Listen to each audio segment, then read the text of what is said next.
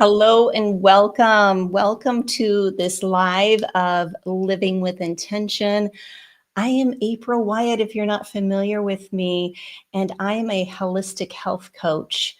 And you might be kind of scratching your head of why is a holistic health coach and wellness guide talking about AI?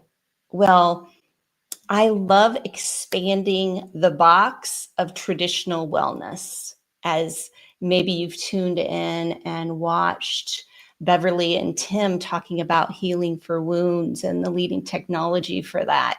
That involves AI, as just as Dr. Jeffrey Berger and John will be talking about their connections with AI. And I want to just explain a little bit more, AI and all the things that is happening in the world right now. I always bring it back to me, and AI for me is April's intelligence, April's intuition. So that really bringing it back to ourselves first, knowing that we are the driving force. This technology would not exist without us.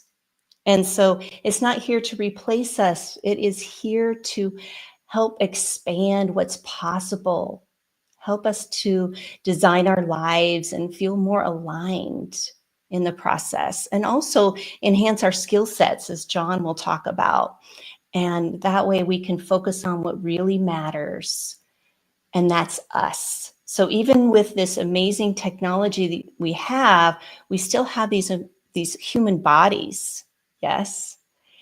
And they're miraculous and powerful, although we need to take care of our bodies. So we cannot forget to give back to ourselves.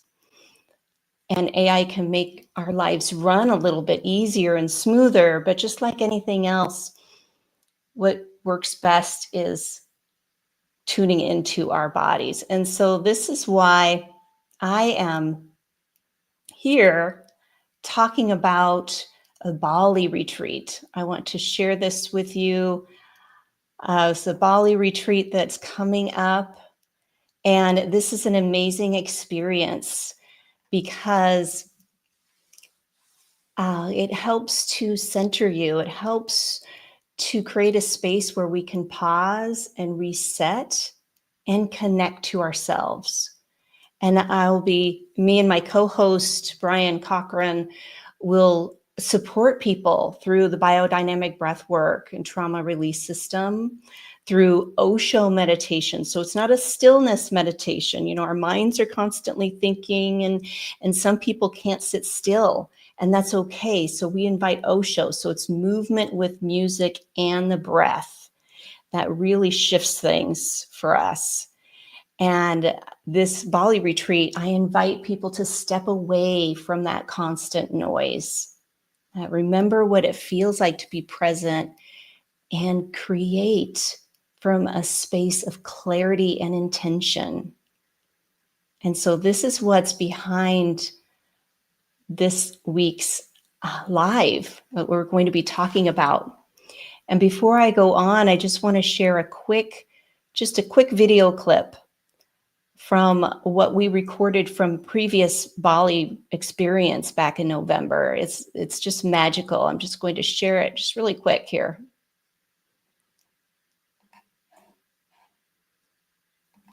It'll play. I know it can play. Come on. This is what happens. This is where we can come together to find that space for expansion within ourselves. It's so rare to meet so many beautiful strangers, to sing with them, to dance with them, to laugh with them, to cry, to release so much baggage, challenges and limiting beliefs and fears, and bond and share stories. I've never experienced anything like this before. It's just a really touching, magical experience that I'll never forget. It's been an experience, it's been an adventure, it's been emotional, it's been so full of love and gratitude. Yeah. The most transformative part for me this week has been, hands down,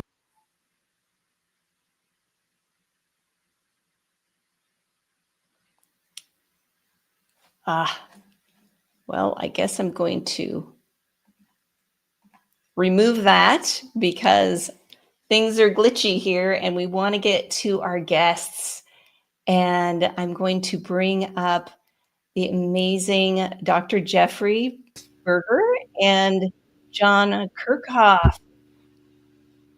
Yes, welcome, friends. Hey, April. So much Hey, for John. being here. I so appreciate you. Hello. Thank you for having me, and hello, Dr. Berger. Hello, John. Thank you, April.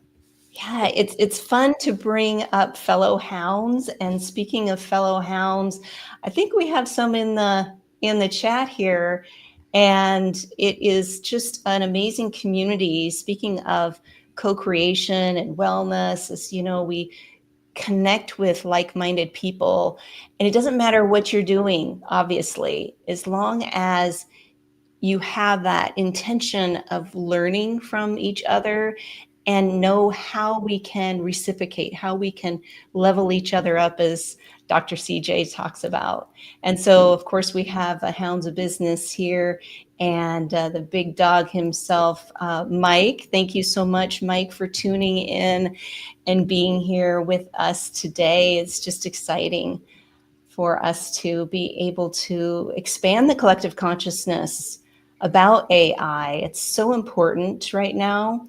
And so let's get into it. Let's just start chatting a little bit. But first, I want you to just share a little bit about you and what you want our audience to know about you, and then how you're supporting others with AI technology. So I'll go with John first. John, if you wouldn't mind No pressure, right? sharing. No pressure.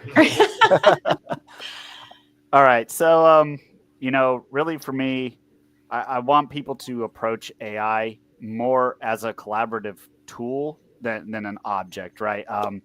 I think we start seeing a lot of people using AI and they're utilizing AI, but they're kind of utilizing it in that primitive way for kind of just basic information, basic tasking, stuff like that. When really we're at the forefront of a, dare I say, future glitch here, right? When you start thinking like how the internet became a thing, when computers were just now getting into the household, we're kind of at that same cusp, but now with AI. So it's going to be not about how you use it per se, but how you leverage it. And, so I'm trying to get people to understand that this is more than just that tool. It's a leveraging thing, and it's going to change the way business works.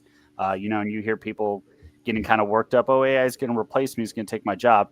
Actually, no, it's just really going to shift things. And if you know how to leverage that AI, you're more primed to be going with the flow and building that next wave of technology, that next wave of business, and that next wave of just how we do things. And so that's what I really try to impress on people, and I try to take them down that skill set road. And of course, for those who know me, all my veterans and all the things I do with veterans, I'm utilizing that tool for them as well. So it's just all around leveraging it to enhance mankind, not make the Terminator scenario. I appreciate you bringing that up about the fear of losing jobs and taking over, and especially you working with veterans, John. And we'll get into that in just a bit. Although it's really important for people to understand, again, as I said in the very beginning, this is just an extension of us. It's a tool to be used, and it's for change. People resist change. And it might shift some jobs, yes, although that's inviting us to grow and to trust in there's something more for us here. And speaking of growth, I'm going to bring up Dr. Jeffrey here, who is amazing. Thank you, Dr. Jeffrey, for being here with us today. Thanks, April. Really, really excited about today's podcast and sharing the stage with you and John. John really did hit it on the nail with regards to collaborative tool, leverage. This is really, we're in a paradigm shift today.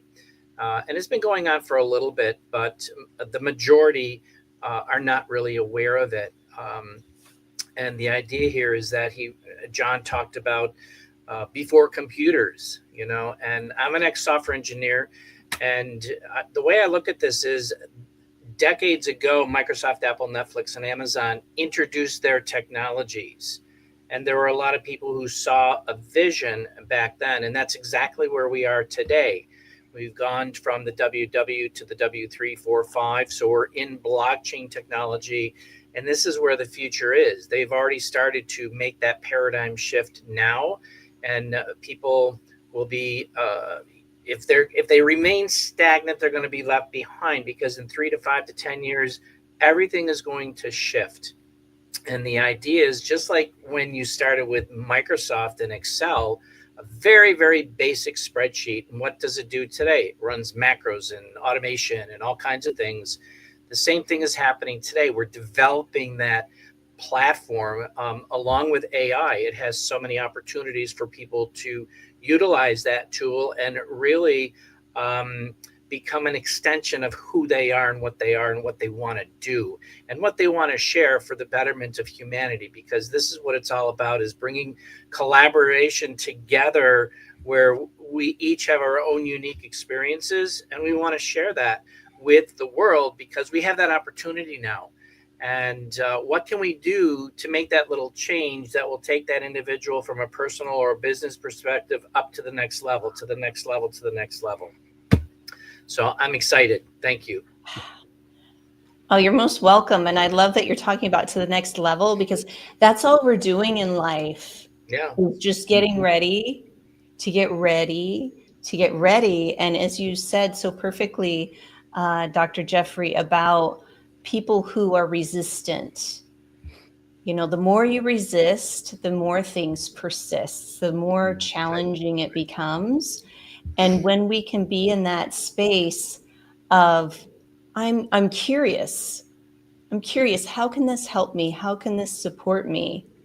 I don't know everything, so connecting with you, Dr. Jeffrey, about all the blockchain, the mining, all of that type of technology. And then John, veterans, connecting with you about different job aspects and how they can expand their skill sets. It's simply truly phenomenal. It really is. So let's get into the weeds of that. John, okay, so first, was AI like your first thing that you'd go to? Like, were you AI savvy in the beginning? Was this something that you were like, oh yeah, I'm an AI guy and I know all about this? How did that come to fruition for you? So I was actually fortunate enough. I got to experiment a little bit with AI in the Army before it kind of became mainstream, before like ChatGPT was really released out there. And so, just like blockchain technology, a lot of this technology kind of starts in the military industrial complex, and then different versions are released out to the public. And so kind of already having that mindset there, just utilizing that and how we streamline things and how really the military is using it as a processing tool, right? It wasn't to say like, how do I make these death robots like people think with Terminator? It's really like, how do we leverage this to push information faster, to shape the battlefield, to shape the way we operate and conduct business, really. And that's kind of how it started, at least on that side of the house. So it was very utilizing that and thinking through those mindset problems. And then, right, we used the best case study about emerging technology when we were thinking about this. We used the whole Netflix Blockbuster scenario, right? So, for those who know that history, Netflix tried to, get Blockbuster to buy them. And Blockbuster's like, no one's going to go away from movie rentals. And, in less than 5 years, you saw what happened with that. So you start seeing those kind of situations. And we said, how do we leverage that? And how do we put that on the cusp? So from there, it's just been, how do we invent the next wave of AI to do these bigger, better things? And, just like Dr. Berger said, right, it's that technology and everything, you talk the blockchain, you talk the Bitcoin, like really the value's in that blockchain and everything the blockchain does and that technology behind it. And that, that is the future. People were afraid of computers in the home. Look at you now. I mean, anyone who's got a smartphone, right? You're carrying it in your pocket. This thing is more powerful than your 1999 computer. So it's, you have to be ready for it and you have to embrace it, not shy away from it. Exactly. I see you leaning in, Jeff. Yes. What do you Yeah. have to share? I know this is going to be a very stimulating conversation, so let's keep it going. Yeah, so John is right, and initially, to be 100% transparent, I do my best to keep it that way. Where in the beginning, when AI was coming out, I was against it. Why? Because again, I was unfamiliar with the space, and then obviously over time, throughout my journey since 2018, coming off of medications, going holistic, it's about exploration. It's about getting educated, because I grew up in a society where the baby boomers were taught to go to school, get an education, and go be a robot for corporate America, and don't think for yourself. That's changed. So it allowed me to step into that uncomfortable zone and get that information. And now it's really, it's a very powerful tool in many respects. And there's some pros and cons with anything. But what I have been finding is that one of the projects I'm involved with, it's allowing individuals to be creative and helping them learn and really explore some of the true information that is out there. Because I believe that in my heart of hearts is that our school systems are really not, providing good teaching techniques with students. They want more. They want to explore. They want individuality. They want to be able to experiment. They want to, again, we use that word level up. And when you're going to school, you're on a certain curriculum, and that's all you can do. You can't go up. You can't go up. So I see a lot of benefits for AI right now. Oh my gosh, there are so many tools out there. It's just it's it's like when they say with the song, "It's raining men, it's raining AI," and it's just coming, and it's like, oh my gosh, should I try this one? Should I try that one? And take a step back and kind of evaluate what is your purpose and what kind of AI are you looking at to help you level up, and then go and start getting educated from that perspective. Exactly. And it's asking us to level up too. Mm-hmm. Yeah. So not just using it verbatim, just with intention, Yes. with respect, with what, even asking ourselves, how am I using this? What is the outcome that I want from this? Whatever AI platform you're using, whether it's ChatGPT, whether it is, as John will share about the work with AI technology with the veterans and blockchain and all of that. Really, what do we want? We want more freedom. We want to feel at ease. Right. And this is how it is showing up for us, although we get to choose. Absolutely. And then I just want to also remind, a gentle reminder here, even the AI technology, I think people aren't aware of even the social constructs and social media and other platforms, right? And how are they using the algorithms and things to create more chaos, more confusion about it, because then people won't be interested in it. They see it as a negative. They see it as that type of thing, instead of, oh, I'm curious about this. I don't really know exactly. Why focus on one source? Connect with somebody who's using it. Connect with somebody like Jeff and John, who are building communities, who are enhancing people's lives by this amazing extension called AI. And instead of just being in fear or in apprehension of that, because the movies, just as John said, the Terminator stuff, right? They just threw that out there. It's just like Jaws. Dun, dun, dun, dun, Right. I'm not going in that water. So be curious.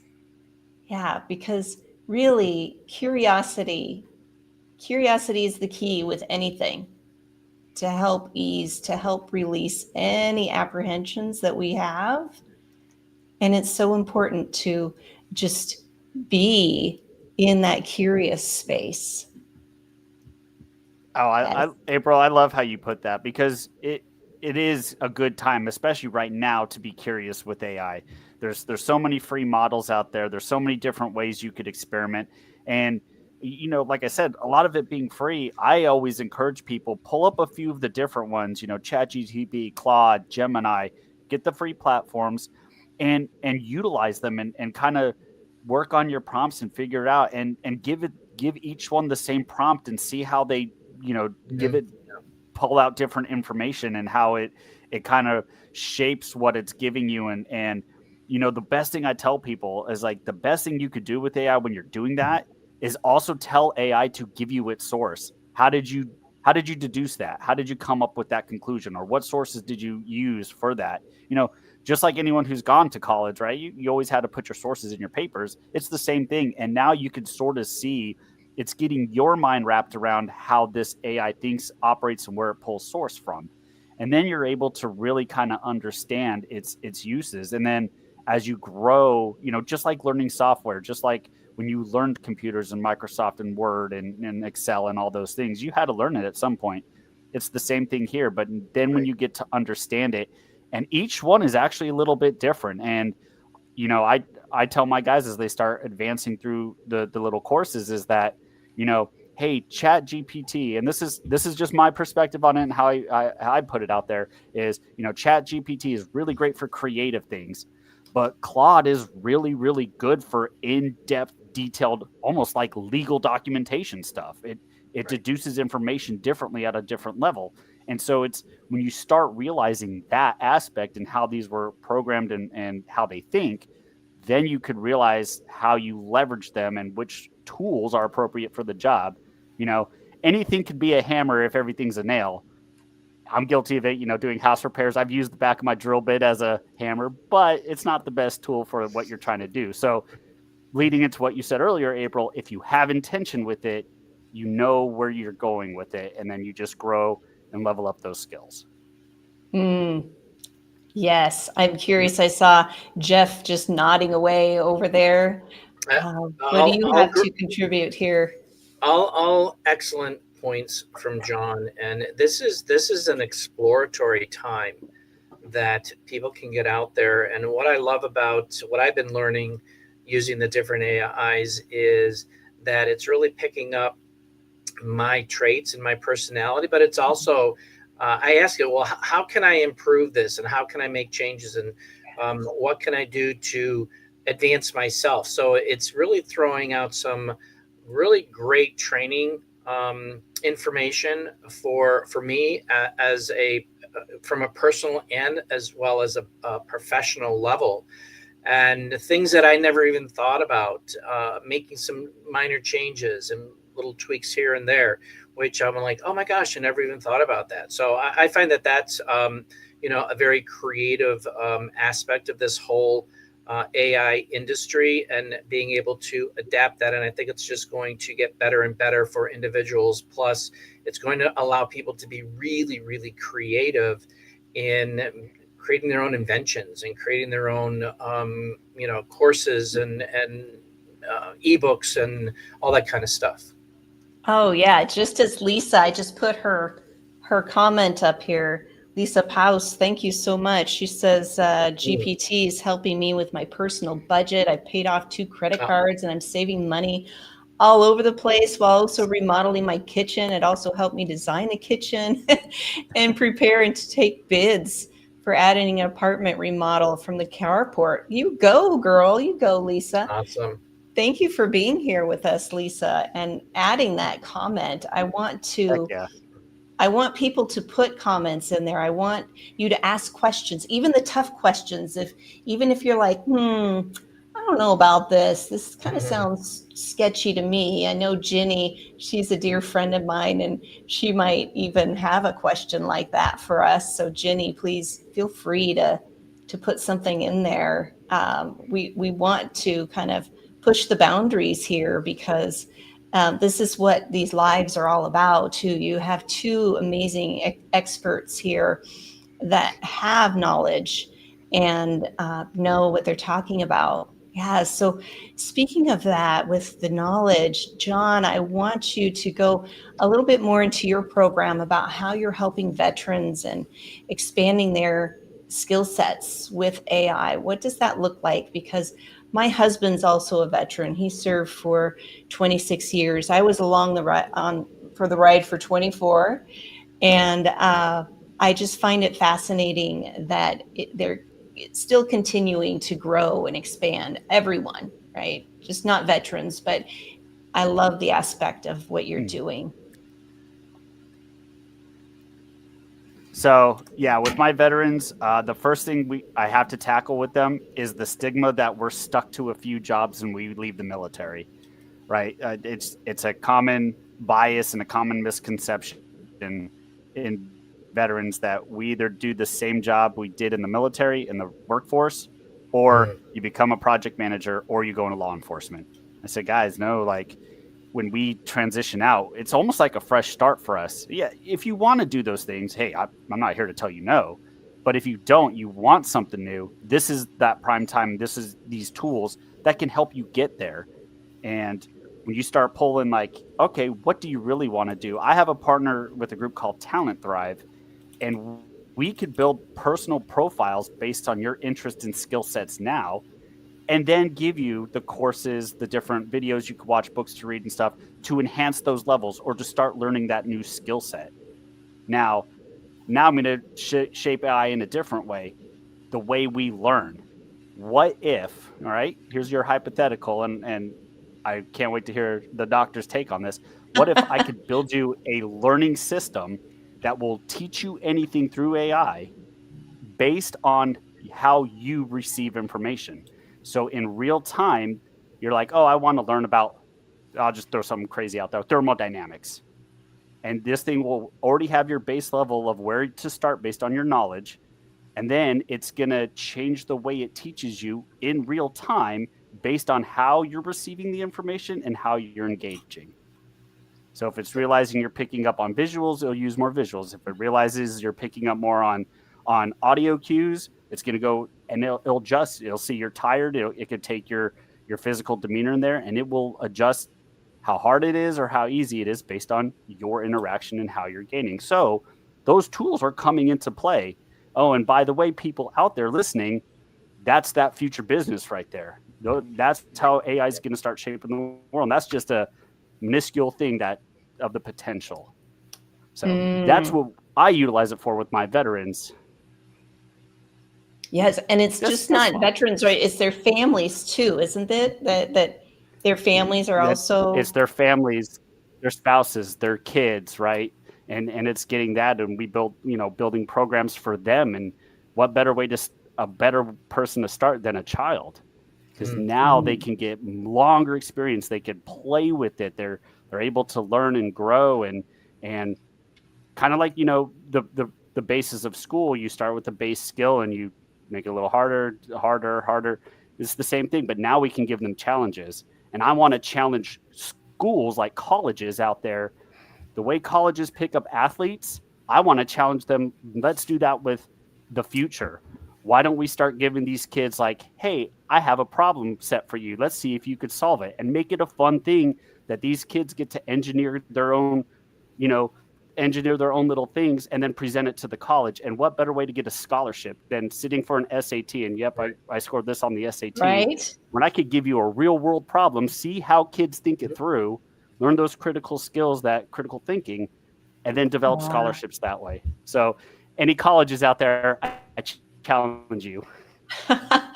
I absolutely love that idea, John, because SAT, right? That's like, it's going to be blown to the wayside. There's going to be a different way for kids to apply for college and to hone in on their skill sets. And then, even as I'm even saying this right now, it's typing in what they enjoy doing, what their hobbies were, what, things like that. And then it curtails to, oh, these types of jobs, instead of thinking, I want money, I'm going to be a lawyer or I'm going to be a doctor. And then they get in there and they're like, where the heck am I?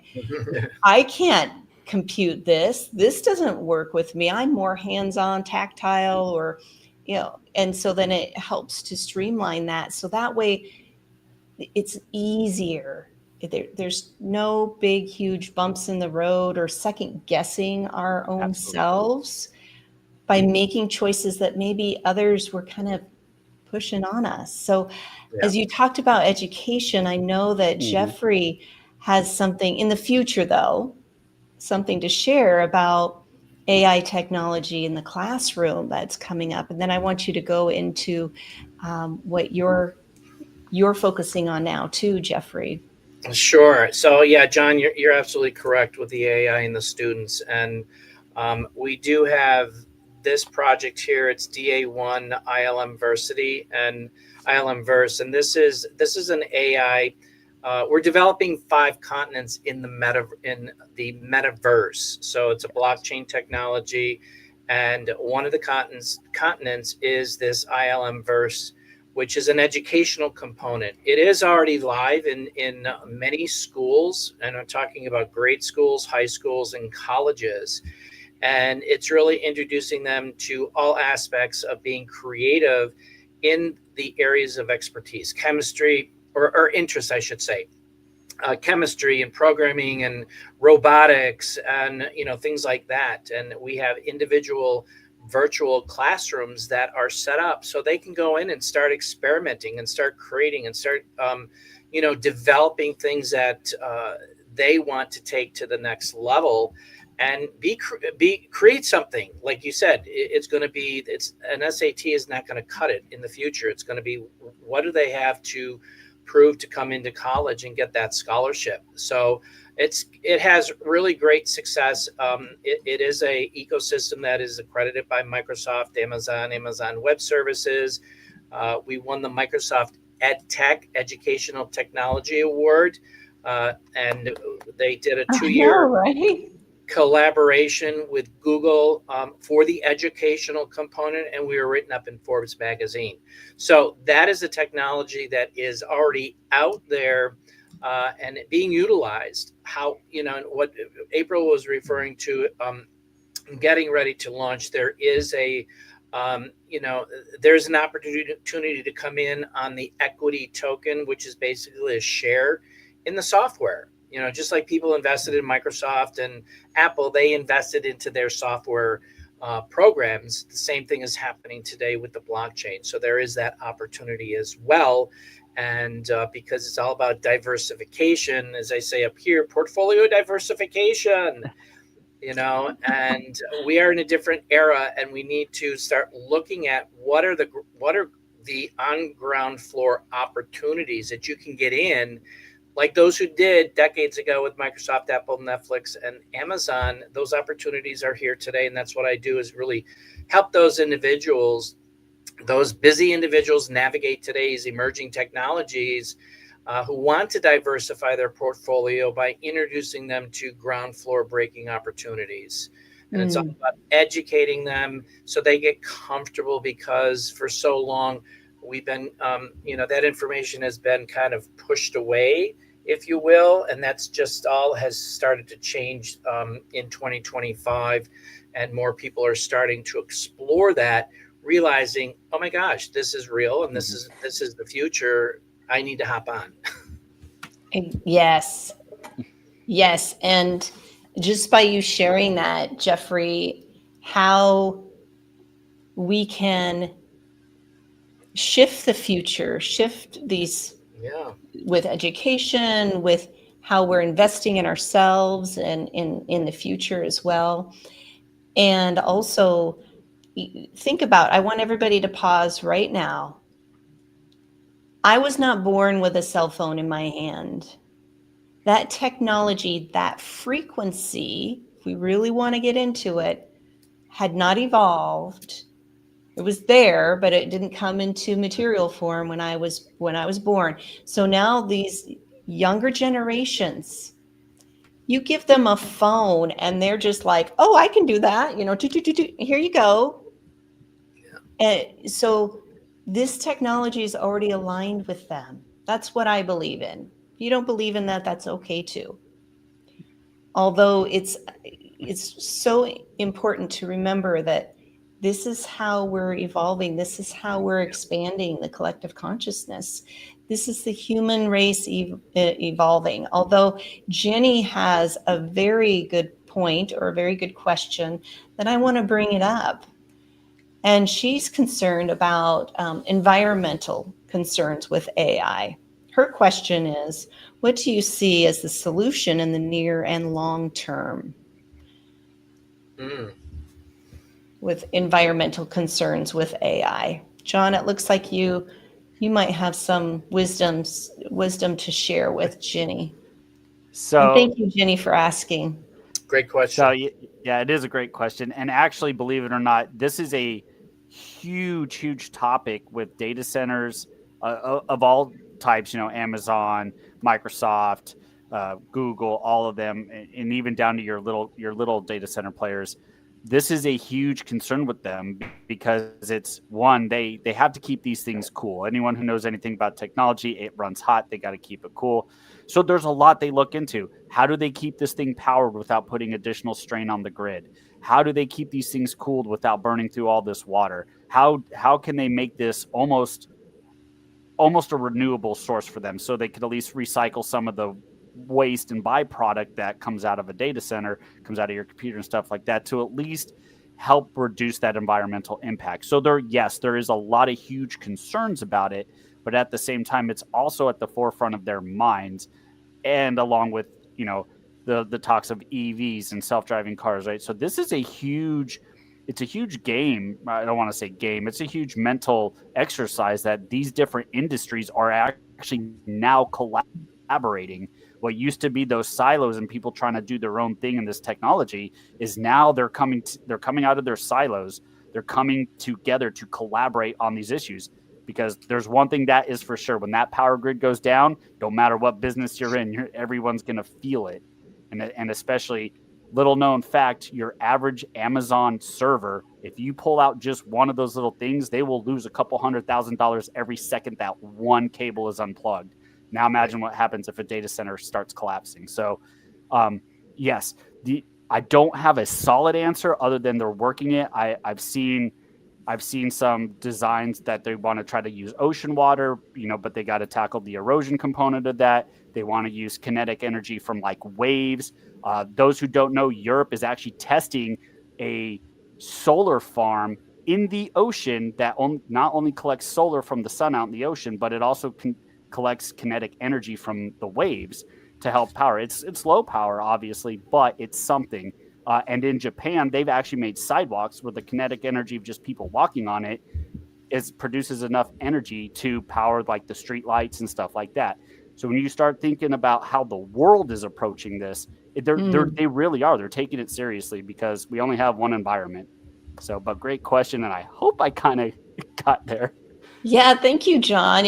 More than I could say. And although I want to say something, and I know Dr. Jeffrey has something maybe to contribute as well, that when a challenge comes up, because nothing's going to go perfect. Okay. Right. And so when a challenge comes up, then that invites us as the humans to think outside the box, to maybe even use AI to build, some 3D model, something like that and will it work effectively? Will it be efficient? And it'll streamline it easier. Although there will always be challenges. Nothing's ever going to be perfect. It's how we're addressing it. So coming together globally, focusing on, the better good for everyone.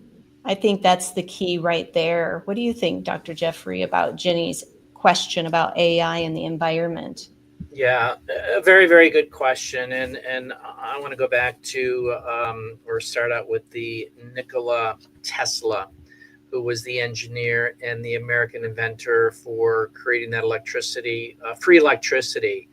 And unfortunately, that didn't happen because of political and certain financial reasons because of the monopoly of electricity.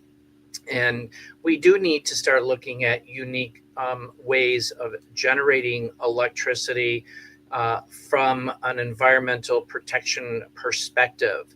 I do know some people that I'm talking to now who are creating that and being able to come off of the grid for those that are the grid that is using the the fossil fuels, if you will, and looking at different technologies that will help facilitate that. So it is a big concern.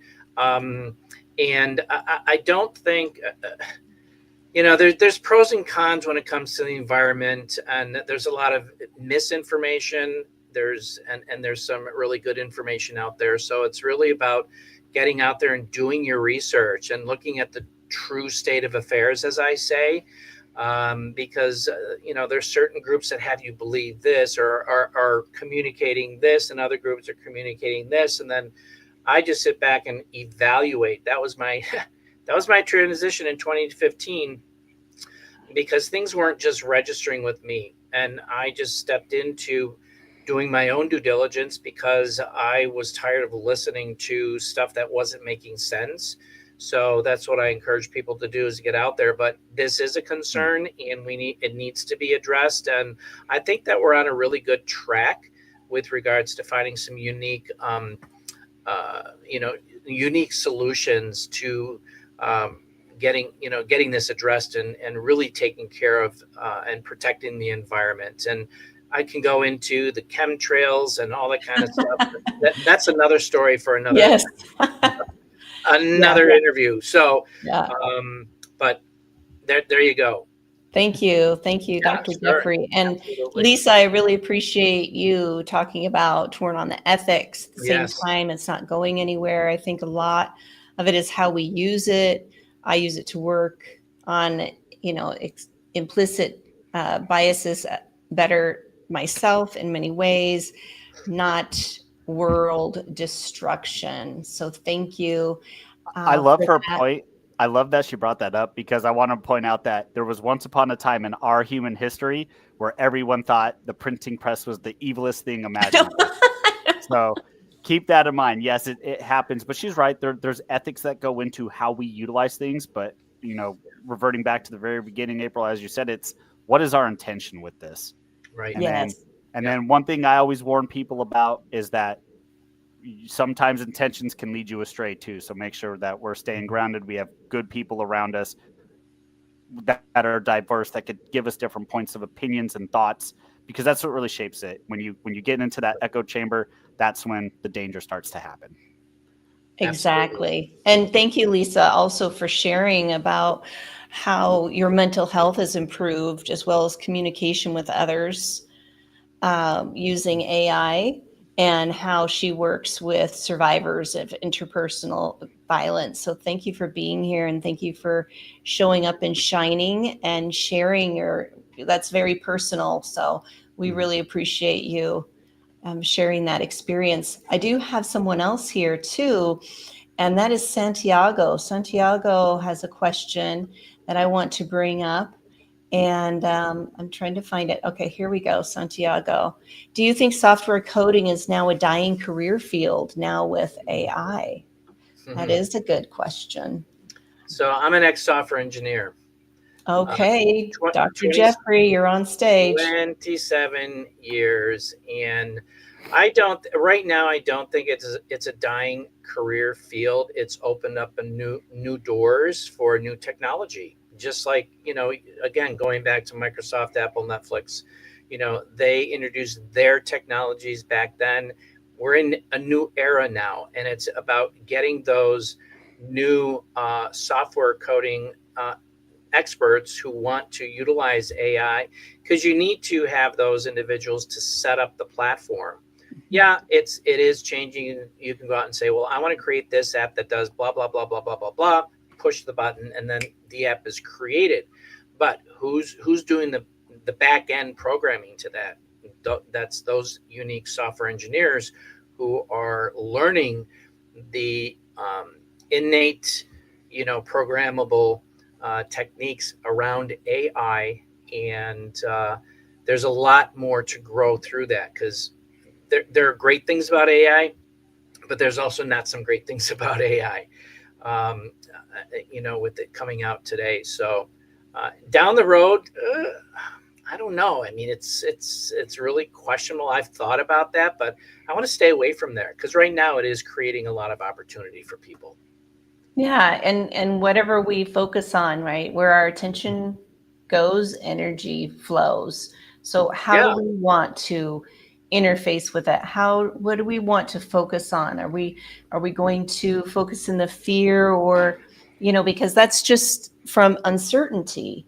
That's what fear is. It's right, trying to right, protect ourselves. I get it, right? That our right. minds are Yeah, really good at that, right? That big amygdala, time, boop, big time. pops on, and it's like, danger, danger, Will Robbins. Even talking Right. about that. Yep. He was a Well, robot. the other thing I want to add to that, April, is, when I started out, I was doing the stamped cards and putting them in the machines for the mainframes. There were no personal computers. All right. Then personal computers came out. Now you had to have a floppy disk to boot the computer up back in the day. And then we went to personal laptops, and then we went to the WWW, the internet. Now we're in the W3, which is blockchain technology. So it's evolving. And where's it going to be 5 to 10 years from now? We don't know. We'll know in 5 or 10 years. But we see the progression of where it was to where it is today, and anything is possible for the future. Mm, I love Absolutely. that. And then back to his question, is coding dying? I actually say I'm telling people coding is actually technically in a transition phase right now because it is evolving, Yeah, right? Coding perfect. is not going to go away. It's not.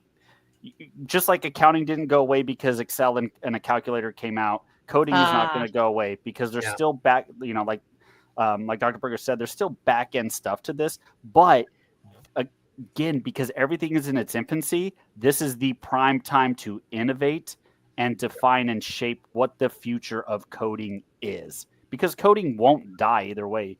It might be right. more mainstreamed where, yes, you could hop on just, like given those examples, I could hop on, I could create an app right now and publish it. Right? Yes, it's there. But now we have to make things more intricate, more leveled up. Now we're going to really take it to the next level. And technology, if you look at it, in its as an industry is the fastest evolving accelerating industry ever. What took decades in like the excavator industry, for example, to go from cables to hydraulics, you know, um, has taken less than 2 decades with technology. How fast do you think we went from a mainframe to getting someone on the moon with, what was it, 4 megabytes of RAM, if that? I don't even think it was 4 kilobytes. But now we have gigabytes and terabytes in our pocket, on our desktop. So, in our laptops, at the tips of our fingers. So it's prime. All those coders out there, I highly recommend you shape the future of what coding looks like. And guess what? But here's the cool thing. Now you're going to take it to other industries because now you could take it to Hollywood. You're going to have what going from animation, hand drawing stuff to now there's going to eventually be a category in film where it's AI produced stuff because it still takes human ingenuity to create it, to develop it, to form that story. Same thing with music. Yes, you could create music now, but you could break into an industry with that. So think of the future, and now's your time to experiment and shape and have fun with it, especially while it's free. exactly. I love that. And it really is about how we are seeing it through our own lens, and what do we want to co-create with it. That's what it's all about. And I just want to, really appreciate Lisa and Jenny and Mike Asherbrander being here, and Claudia, she showed up as well, and Santiago, and also, of course, Sabrina. Thank you all for being here in the Hounds of Business. We really appreciate your contribution. And think about it right now, everyone. This is AI. We're interfacing with AI. This couldn't happen any other way. And I call this the stone soup of collective consciousness. So as we're tapping into this conversation and we're aligning with that frequency and, matching this frequency here, this is how we are here on this stage. So I so appreciate this conversation. Yes. Any last tidbits you want to share about what's coming up for you, each of you? And then, of course, how can people connect with you? Because we're coming up at the top of the hour. I want to make sure we give enough time for you all to share how you're expanding. Sure. Thanks, April. So I do have webinars that I host on a monthly basis to get information out there and share. I open it up to Q&A at the end. I provide some materials beforehand so they're a little bit prepared coming into that environment. And really, my main goal is to pay it forward. I've been blessed in many, many ways. After some financial devastation in my own life and being introduced to other opportunities, if you will. And I want to share that with the masses. For those that are looking, you've got to be looking to diversify and want to move ahead, because so many people are sick and tired of being sick and tired. So I do monthly webinars. I'll throw the links in the comments area after the show so people can connect with me.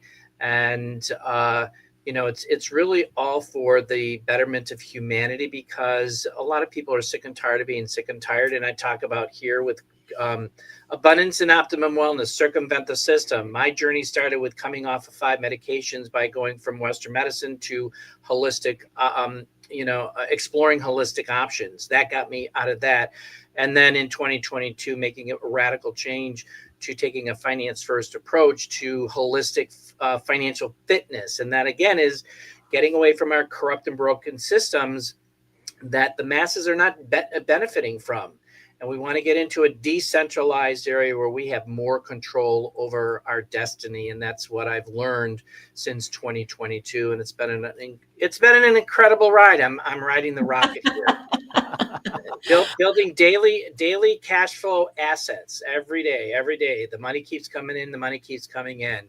So a new project that I came on board with. So very exciting times for those that I encourage to explore, to get educated and step into that zone and just start learning about what's out there today that can make significant game-changing opportunities for you. So I'm going to leave it at that. Thanks, Yes, John. and I want to say to everyone who's listening here and who is listening later that Dr. Jeffrey is amazing at breaking it all down, because I had no idea what all this stuff was.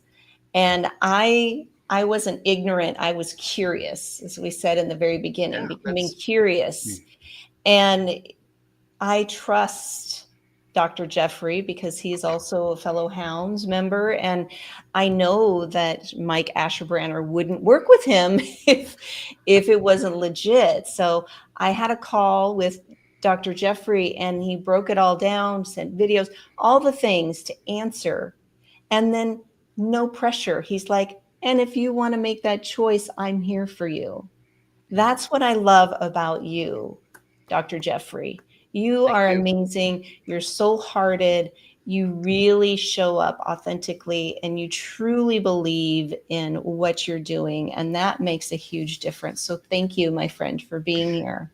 One more quick thing. Thank you so much, April. Abundance and optimum wellness. I started this in 2018 with the belief that we need the tools and the resources to be able to create a lifestyle to live on abundance and optimum wellness, physically, mentally, emotionally, spiritually, and financially.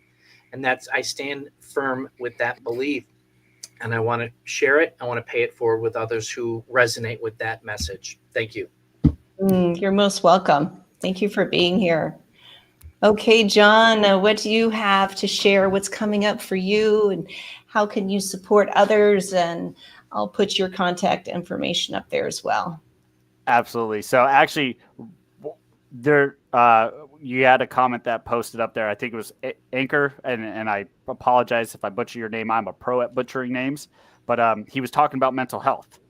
And yes, let me bring it up. Yep, right there. So he hits it dead on, and especially this is something that I actually utilize in my veterans communities. We are beta testing a few different AI models to better mental health. So those whoever want to connect with me, I would love to share you about the veterans programs I do and the self-sustaining communities I build.